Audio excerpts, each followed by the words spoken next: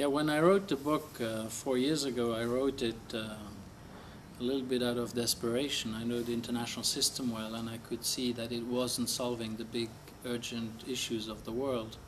But when I did this, I had in mind an audience of politicians, academics, and so forth. I had never thought of seeing students in high schools and universities become part of the audience. And so this experiment of Global Issues Networks involving now 28 international schools is mind-blowing for me.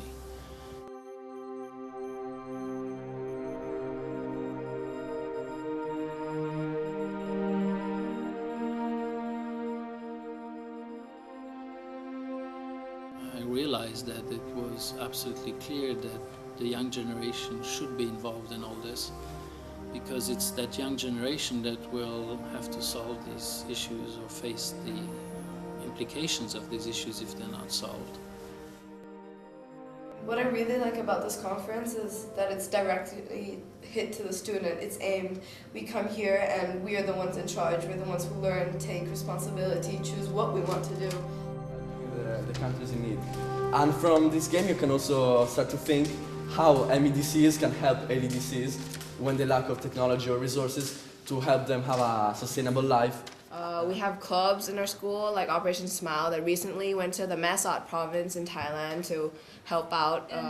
We believe because of political matters that we have in our world today, it cannot be solved today, but it can definitely be solved in the future if we make an attempt. Thank you.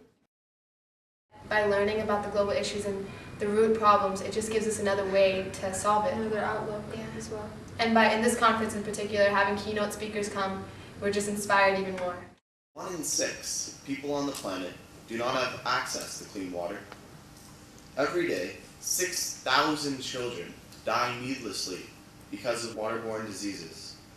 That's like 20 full jumbo jets crashing every day of the year. And that's just the kids.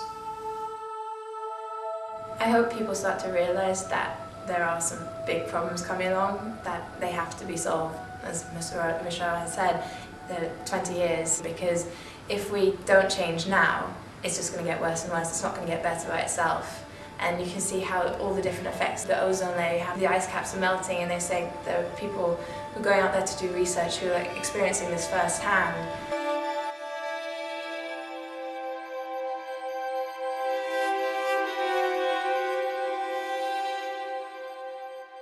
I believe the power to change the world and stop suffering lies with us, ordinary people, you and me. And if you care about changing the world, you have to start with yourself. You don't have to be a nurse on the front line to make a difference. We can and all must transcend our differences and make humanity, not economics, our highest priority in life. There were some excellent messages from the keynote speakers, I think. And all of them, in a way, just sort of said, look inside yourself for what you want to do and what impact you want to make. Find what's close to your heart and address it. It can be in your own family, it can be in your school, your religious community, whatever you choose. And then once you find that, make sure you're asking yourself all the time, are you really having an impact? Not only do we need a new methodology of global problem solving, but we need also a new global citizenship concept, and I think the young generation can pull it off. And this experiment in the schools is therefore terrifically important, and I'm very excited about it.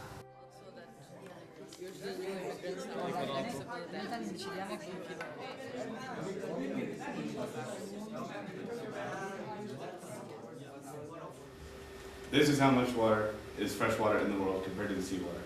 It's 20 milliliters compared to a liter. And now, this is the fresh water that we can actually use. We always wish to gain something and take time to appreciate what we already have. They also made contributions to the Agenda 21 committee to help raise awareness of the environmental issues around the schools. And here is our plans. There are many thousands and hundreds of abandoned and orphan children who are really desperate to learn, and there are many self-built communities like that of the other school because these kids are so poor and they had such horrific lives, but still they keep smiling and there's nothing that can bring them down, you think? Okay, these are the problems, we discuss them, we evaluate them, and now let's go away and do something about them. And hopefully if the participants do go away and do something about them, maybe the world won't be as bad as people are suggesting it's going to be.